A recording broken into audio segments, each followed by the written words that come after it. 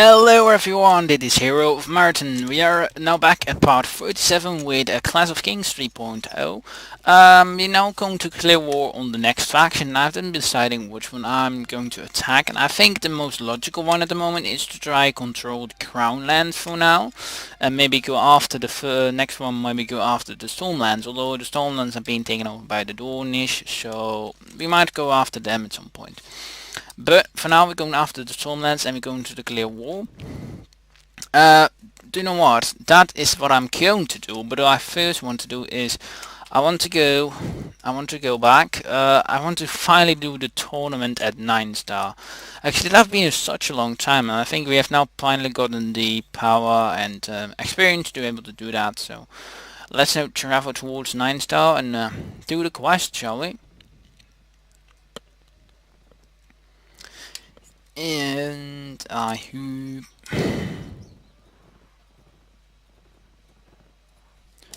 Alright, let's travel towards it. Let's travel towards Dinville, of course. We're doing pretty well, actually. We have finally the wetland have been wiped out.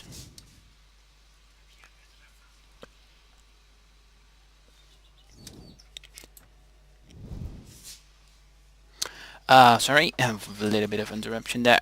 So any case, we have to go to the Tourney grounds first. Visit the Tourney grounds, yeah. I know where the bastard is because all I know in the first few parts where he was, and I have been trying to do it before in a part, but actually every time I was being defeated, basically because I just couldn't do any damage to him. So, I'm the castle of Ninestar, so I'm going to thank you. So you have found your man, Sir Cliff. Oh yeah, by the sevens, we haven't heard from him in years. How is the order doing? Oh, never mind. How would you know? You say something about a gift and a letter. I don't know. I can even remember Sir Cliff, not for all those great aunts of hers taking up her time and attention. Sir Stepmon's father had 7 brothers. Can you believe that? Boys and Argyron, a lot of them. I hear the letter and the gift. Ah, thank you, King Halberdrain. I do appreciate the family long of the young lady. The young lady will surely enjoy this gift. The ring is an old family heirloom. I make sure she receives them by right away. Shay, you are here. You should take a trolls around the ground. A great many merchants and mummers have camped outside the walls, and they sure to provide great spectacle and much merriment. Ah, I do that, why not? Good, to stay around for the tourney will do. We haven't had that many visitors as we had hoped. The mountain lands grow wild, and many knights and lords have decided to stay in their keeps and hold fast rather than resting in the road. Is different when Joanne ruled the Vale. Then those Falstaff wouldn't have dared to show off their useless faces unused, unless they had time to numbers. We do. Very well, I take a look on the ground when I'm here. Alright, now, fine, very good. Let's take a look, because I don't know if you would have seen this. So we have here the little bit market and also, and here you got the turning around, and some lords and ladies, actually just some knights are going to do. So you have some tent camps, and of course then you got the castle of Ninestar. So I hope you enjoyed that. So let's do tap, and we hit the squire and attack the knights, of course. As you start warring back the gun from the castle come running over to break up the fight before you arrive, you must take a swing at the knight and hit him right on the nose. Blood spurts from the front. But in the meantime, the man-at-arms has managed to get his club ready and hits you in the head, causing you to fall unconscious. As you wake up, you notice there in the light a moldy smell. Open your eyes, you realize you're in some dungeon. Oh, good God. It feels like your heart is being invaded by an army and urged, and your body is blue and yellow, covered in bruises. As you get to your feet, you hear a voice outside. Lock the door, and trying to stand upright, you wait in man outside to enter. Alright, let's go to Sir Alan. Hello, King Halbert, what were you thinking the night you attacked Sir Redmond Temple and Sir Septon Young's uncle? What a mess that is inverted. Let me ask you this. King Halbert, how good a fighter are you? I can hold my own, I think. Yeah, we are renowned around the Seven Kingdoms, and when I hit a squire, when a king hits a knight, it is very bad, but not otherwise. When a squire hits a king, that is not is that not an accusation, or really something where he should have gotten his hand, or maybe even be behead? I don't think the royals are good here. It should be different, right? They should be arrested because they attacked the king. Doesn't say much, does it? What a fake answer. You are a guest here, King Halbert Rain, and you unknown and an unknown at that. You struck a lady of the night of Ninestar. Outside his own castle, Sir Sedmund will be in his right to cut off one of the offending hand, but Sir Remnant was never his favourite uncle, nor is a friend of mine, so it being agreed that you will judge by someone other than Sir Sedmund. As it happens, I will be one of the 3 judges at your trial. You fucking bastard! Do you really think that I was going to let someone take my hand? That would be a bloody obligation of war, you fucking idiot! I would not lose an arm. You really think that is going to happen to our toilet? If that would happen, I will be called the one who would destroy and blacken the field to ash.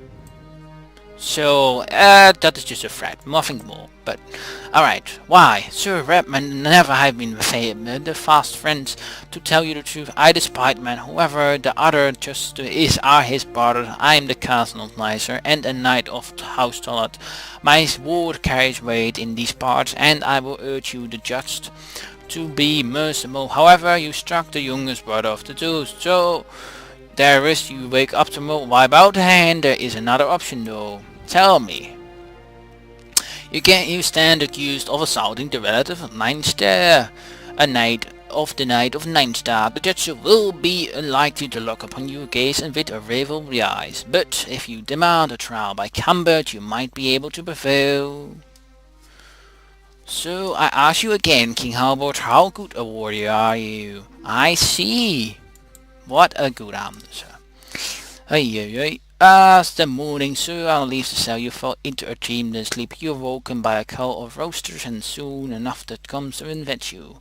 As the guards escort you to the great hall of Ninestar, you notice the masses of lords and ladies, the knights attending to the tourney, their wives, their companions, their squires, and their attendants, all turned out to watch their trial.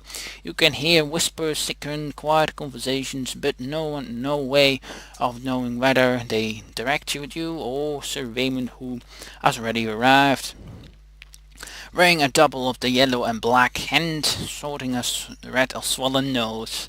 As you make your way towards the den, the 3 judges are seated. You, Sir Alan, smiling at you, but 2 the other judges crawl, and the nasty smell has been following you into the room. Sir Edric and Sir Eric Templeton, his sons, by look of them, both have looked of warriors, broad shoulders, thick necks, and flat bellies. Yeah, fat can also be something. As the trial begins, the judge asks you if you have to say anything. You decide to. I demand a trial by combat. The audience erupts into chaos, with the knights and squires shouting, ladies gasping, servants clapping, Sir Raymond and his to seen turn and waving you with a big grim. The guard look confused, unsure what to do, until Sir Alan calls for a quiet. He declares you as a rest for a trial by combat within your rights, and the gods will surely look upon the righteous with favour. When Sir Alan asked if you will still lose a hand when he leads you, and you decide to accept the yield, Sir Alan decrees that loser will receive 50 lashes when the guards guard around you, escort back to your cell. Sir Alan tells him to stop and instead brings you to his chambers. As the guards escort you to the castle chambers, you notice some knights nodding their approval of your accent. It will be seen that Sir is not well liked. Oh, good. Very good. Sir Alan Tuttle. Ah, King, did you see the look of Raymond's face? That bastard could have survived there. No denying in it, but can you defeat him? I admit, I know nothing of you about you. Go ahead to hit tonight right in the nose. Are you Snyder? Yes, I am. Oh, well, that makes everything so much easier. A knight, really splendid. That. Do you have your own armor, sword, helm, or horse? Oh, well, either way, I would own it if you let me provide all you need. King Halbert, during the trial, did you notice how much of some of the knights and ladies seem to approve your request, sir? I mean, it's not well loved, and there's been stories and girls have been complaining before. Either way, I think I tend that not. Oh, okay.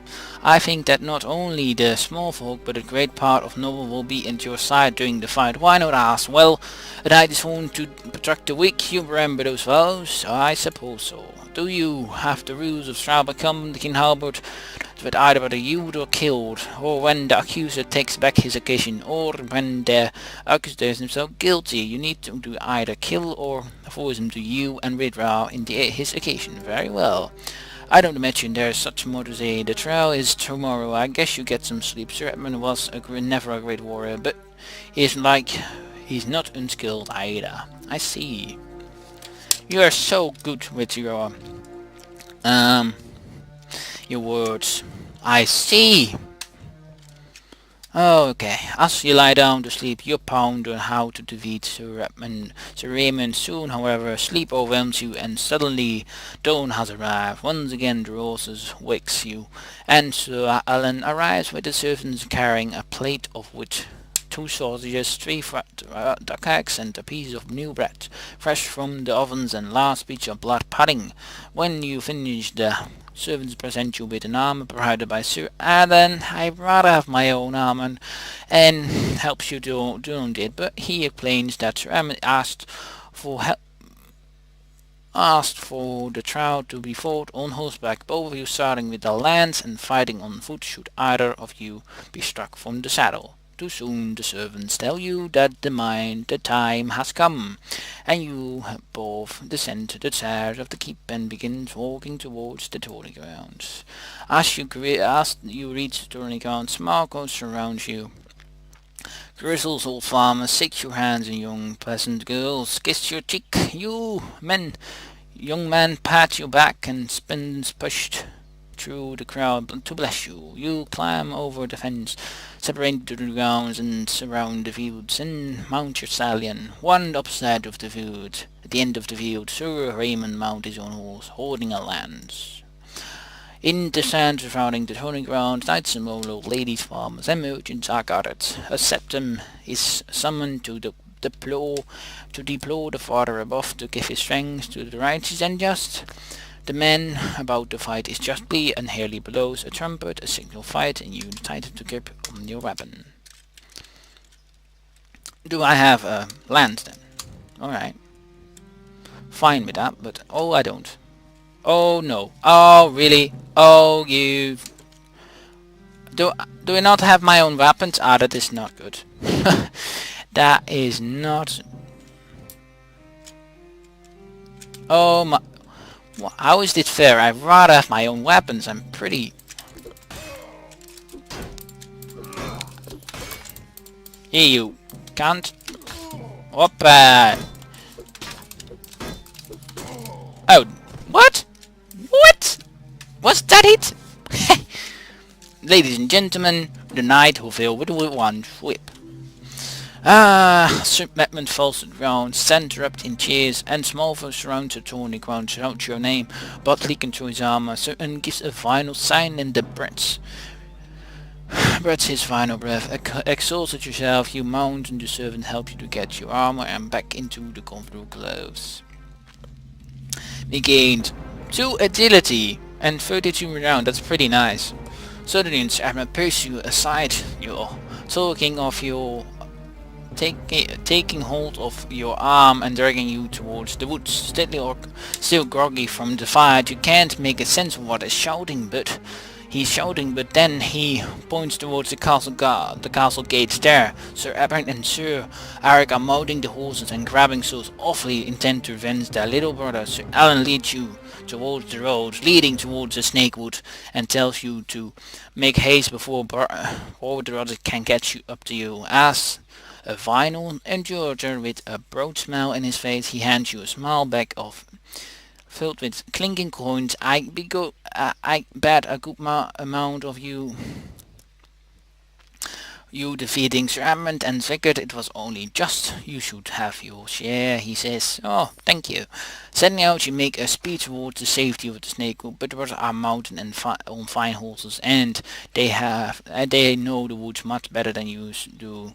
Soon you can hear them coming behind you, and turn your horse around ready to face them. I think that won't be too difficult. I just will dismount. Oh, we already are.